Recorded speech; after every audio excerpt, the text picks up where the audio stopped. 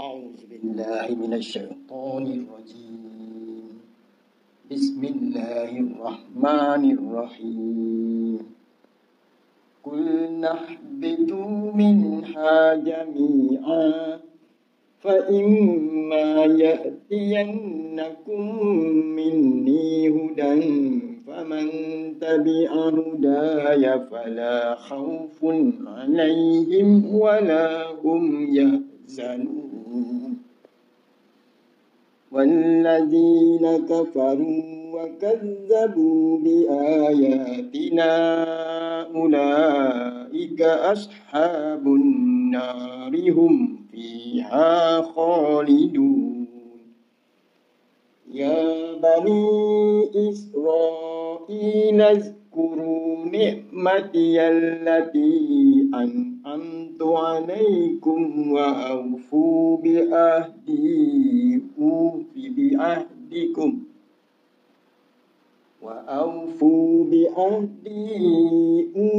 بعهدكم وإياي فارهبون. وآمنوا بما أنزلت مصدقا لما معكم ولا تكونوا أول كافر به ولا تشتروا بآياتي ثمنا قليلا وإياي فاتقون.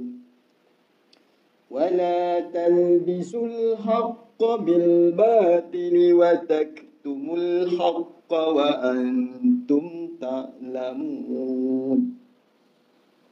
وأقيموا الصلاة وآتوا الزكاة واركعوا مع الراكعين.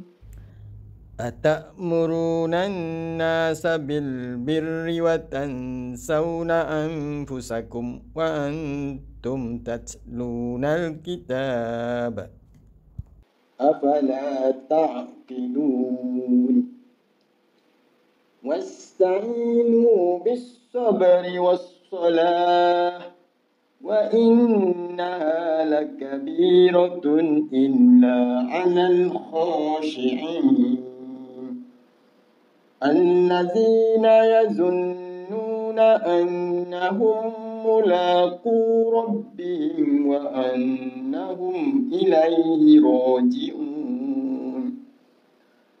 يا بني إسرائيل اذكروا نعمتي التي أنعمت عليكم وأني فضلتكم على العالمين.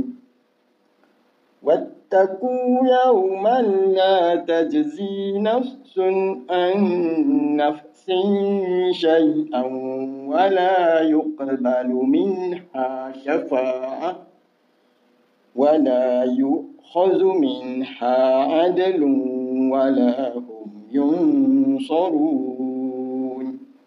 صدق الله العظيم.